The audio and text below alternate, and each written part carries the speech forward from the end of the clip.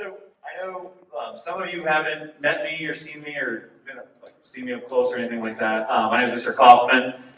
Just again wanted to stress, this is about the trip, but I always will stress this of how hard the kids have been working so far this year. Hopefully you noticed it at our ice cream social parent preview, but they're really working hard this year, and hopefully this is the best year yet, even after the year that we all had last year. So what I gave you were two packets. There was one for registering, and then there was one with an itinerary. So just so everyone gets updated on everything, I know that the original trip was announced-ish for Puerto Rico.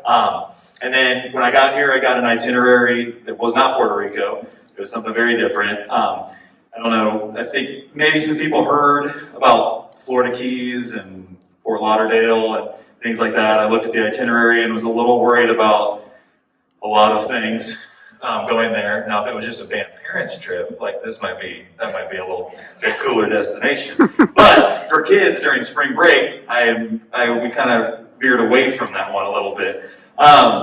So the new trip is going to be Orlando. We've got, and you can check out your itinerary, it's going to be 5 days there, about 4.5 technically, depending on what time we get in. So if you want to look at the itinerary first, I can go through everything. It's a little bit different than what is on this page because I've had them adjust something for me.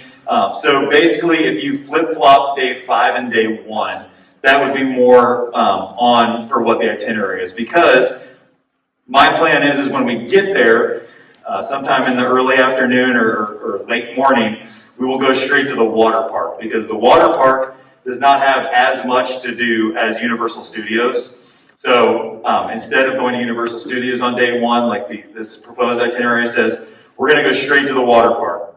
Be a nice kind of easy, more laid back start to the trip. And then after that, all the days are going to be the same. So day 2, and some of these, the days might be slightly different if logistics work out a little bit better for certain ones. But basically what you need to know is we're going to spend 3/4 of the day at the water park, and then we'll spend 2 days at Universal Studios. And we'll spend 1 day at Magic Kingdom and 1 day at Hollywood Studios, part of Disney. Our performance is going to be a parade, a marching band parade at Universal Studios, kind of through the park. It should be a pretty cool performance. Nothing crazy. It's not going to eat. I've been on a ton of band trips where and I'm sure Mr. Duran has too, where the performance eats up like 90% of your day and then you get to do nothing fun. This performance will not be that. It'll be a cool thing for the kids to do. It'll be something to work up for. It'll be a fun thing to show off and get really cool pictures of your kids, marching through Universal Studios. But it will not take the entire day. And we will not be wearing uniforms. We're going to come up with our own new uniform that doesn't make us sweat to death in the Florida heat. Hopefully it won't be too bad in March. So that is the gist of the whole trip. One of the things I really like about this trip is, one, there's just like an endless amount of stuff to do. And two, unlike going to the Florida Keys or stuff like that, they're kind of locked in a place, which I appreciate as a band director and as the chaperone for this trip, that we're going to basically say, hey, you guys can all go up. We need to meet back at this time. And the thing I like about this trip also, and I was talking to Shannon about it a little bit, was if they really didn't want to, your kids wouldn't need to take a dime with them as far as it's set up right now, because every meal will be covered. Every breakfast will be continental breakfast at the hotel, and then kids will get 2 meal passes every day they're in the parks. So they will get a lunch meal voucher and a dinner meal voucher. So there's nothing really that they're going to need to worry about. I've been on trips where, this meal's not covered, or you're going to need to have money for this, that kind of stuff. We're not going to have to worry about any of that. So I really like it from that standpoint, and they're really getting a lot of bang for their buck. So that is the itinerary. If anyone has any questions about the itinerary, feel free to let me know. But more importantly, registering for the trip. Like I said in a couple of my emails, and we were kind of going back and forth on please give me approval, please give me approval. Okay, here's approval. The first payment for the registration is technically August 30th, and it's $200. And you can see the whole process for going through that. Now, if you have been on a a trip before, your email might be saved in the system, so you might have to do the forgot password thing and everything like that if you've been on a trip with Gateway before, which I know we've used before. But you've got the code right there to get entered, and it's pretty easy. I went through and did it for myself, and it's a pretty simple process, not a lot to go through. So the nice thing about this is everything will be taken care of through them. Okay? Your kids will not need to bring me money for any payment. Your kids will not need to bring us any checks, deposits, anything like that through us. Everything will be done just like you're buying something online, and you can set up recurring payments through them. Now, I know that a lot of kids have money with the BPA right now in a fundraising account. Okay? Now, the thing is we cannot use the money that your kids have in their fundraising account right now to actually register them for the trip. Okay, so they've all got money in there. A lot of them have money in there. That can't be used as your first $200. And the reason for that is we can't register kids for the trip. So what we'll do is we will send a big check from the BPA with a spreadsheet of this kid gets this amount, this kid needs to get this amount, but we need to give them the names, but they already need to be registered for the trip before Gateway can break that money down into each person's account. Okay, so I hope that makes sense. No, I don't think anyone in here, and good on you if you have, and we'll figure out something if this is the case, but no one in here has actually raised the entire amount of the trip. We're getting close, I think, a couple, but I don't think anyone's quite there, and we'll deal with that if that's that. But besides that, the $200 deposit will have to come straight from you guys for this one, and then we will send a check to them and have all the fundraising money that you guys have deposited into their accounts. The next thing that I really want to talk about that's super important is insurance/cancellation. Okay, I'm not going to read through this entire thing with everyone. You guys can read that at your own leisure for some light reading. But the insurance and the cancellation policy is super important. Okay, especially right now when we don't know exactly. We've been given the go-ahead, obviously, but something that they did specify on our approval was that they're going to have to continue watching Missouri and Florida. Not some great places for numbers right now, but we're hoping in March things are, in a better place. And they haven't said that if they're exactly what they are now, we can go. They're just going to say we have to keep watching the numbers.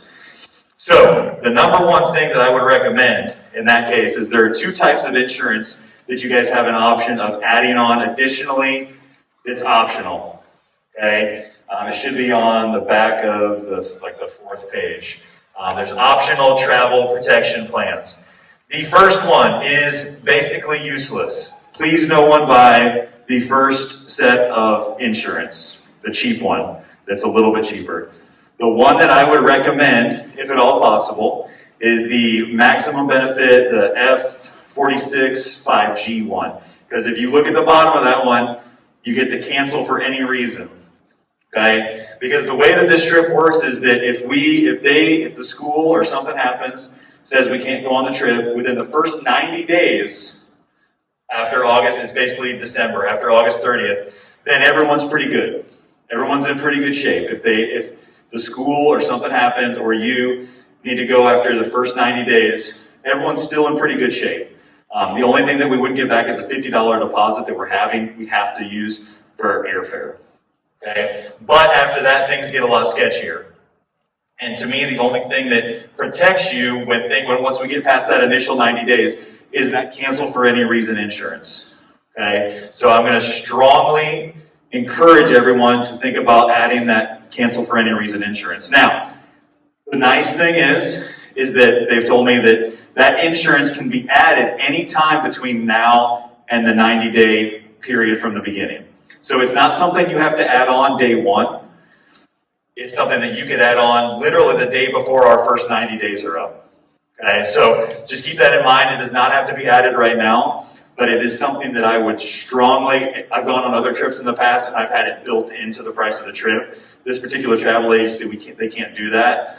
But I feel that strongly always about the cancel for any reason, because even if the school doesn't pull the plug on something, I would hate for some emergency to come up in February for someone and they're like, I can't go on it.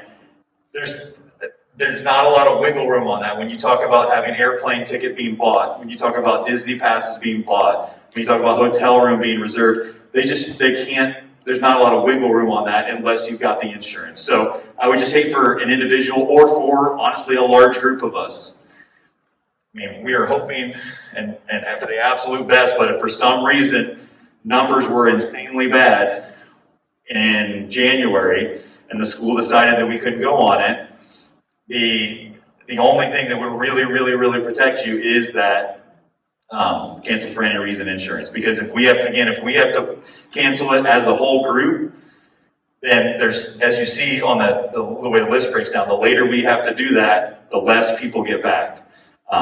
And so I talked to the travel agency about, well, what if it's COVID numbers and stuff like that?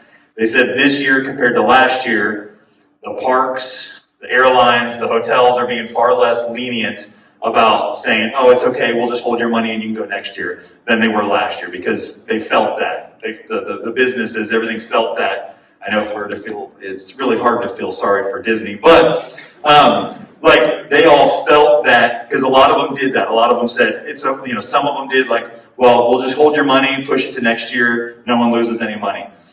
That's not going to be happening this year. So I'm not, trying to, worst case scenario or anything like that, but that insurance will be the thing that helps you get most of your money back, or if not all of it, or the highest percentage of your money, okay? But that's not going to happen. But it's not going to happen. So just keep that in mind. I would strongly suggest adding that insurance within the first 90 days. When we continue to do fundraisers, we've got some more fundraisers planned for November and December. Same thing will happen. Money will go through the BPA. We will write a check to Gateway saying this person needs this much money, this person needs this much money, and that should show up on your account. If you ever have any questions about that, if you want to email oakparkbpa@gmail.com. I don't know. I kind of have an idea of what every kid has in their fundraising account. I get like a spreadsheet every once in a while, but I don't have the latest up to date. So if you ever have a question about that, what does my kid have in their fundraising account? oakparkbpa@gmail.com. And the cookie dough one's not in there yet, just FYI. That's still processing and going through ordering and payment. So they don't know exactly what they got from the cookie dough orders yet.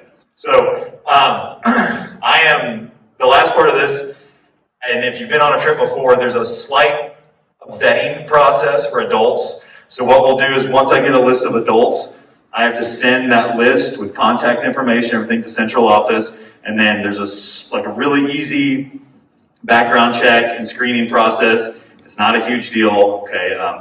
You're not running for president. They're not gonna dig super, they're not gonna ask you, did you do something bad when you were in 5th grade? But they do just need to do a little bit of background check for a large group of us traveling like this to make sure that everyone's on the up and up. So I will get that list to them, but we will need, adults signed up definitely within the first 90 days. There's a little stipulation on here. If you add super late, there will be a $200 extra surcharge just because it's last minute. But all that's in the fine print, and I think you guys can all check that out. So does anyone have any questions right now? Any questions? Can't possibly have done that much good explaining. So, yeah, everyone will be, all kids, unless specified, will be the quad. Okay, so if you look at the payment schedule, kids will all be on the quad, unless for some reason you want them to room with you. Like if you want to go and you want your kid to room with you, then they would fall under the double. But we will be setting up all the kids for quads. Now, it may not work out perfectly for 4s in every room, but it won't cost a kid extra. Like if we don't have perfect 4s and we have to do a room of 3, it's not going to cost those 3 kids the triple price. Okay? I don't think any kids will be in double rooms for any reason. Yeah.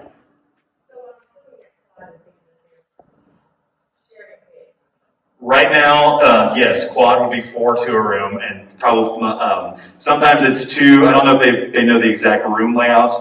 Normally, it's at least 2 full-size beds, if not 2 full-size beds and a pull-out couch that they could kind of mix and match.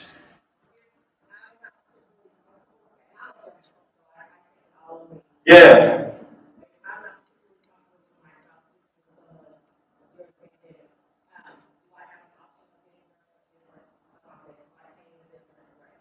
Yeah, so if you want, if you want your kid to be in a single room, that is, like, you can do that all you want. So what's gonna happen is, once I get everyone registered, and I'll see how many quads we've got and things like that, and if you have special circumstances, like I said, most kids will be quad, but if you want your kid to be double and you want them to room with their sibling, then you're more than welcome to do that. You just need to make sure you sign up as double. You need to sign up as the occupancy that you want your kid. Now, I can talk to the travel agency, and I've done this in the past with other ones, but I'll just make sure that they can do this too. I've had people be able to change their occupancy later in the trip. Okay, so like, for example, if you wanted to do double and then things start to look better, at a certain point, we should be able to get it changed to quad, if that is what you want to do. But I don't know exactly what the timeline on that. I can ask the travel agency, but they haven't given me like a specific timeline for adjusting occupancy rates. But yeah, you can put your kid up in a single room, or if you're going and you want to room with your kid, then you both do double. Everyone's more than welcome to do that. Mm-hmm. Any other questions, concerns?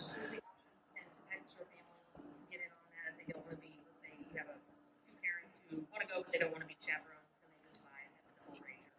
Yeah. And I've had, what I've had in the past sometimes is a parent and a kid share a quad room. Okay, that's not going to be an issue. Okay? So again, basically, you just need to sign up, and that's something that you'd have to plan out ahead of time. Like if you and another parent wanted a room with your 2 kids, and then everyone get quad occupancy, then that's something that you can work out. You just need to know that ahead of time. And then at some point I'll have to ask you, like, okay, why'd you sign up for quad? Are you guys planning on rooming with this other family? So I'll just kind of need that information, because if not, I'm kind of assuming all kids are going to do quad and room with 3 other students. If not, all I need is a little bit of a heads up on that, and then I can make sure that I've got the rooming list set up right. Anything else? Yeah.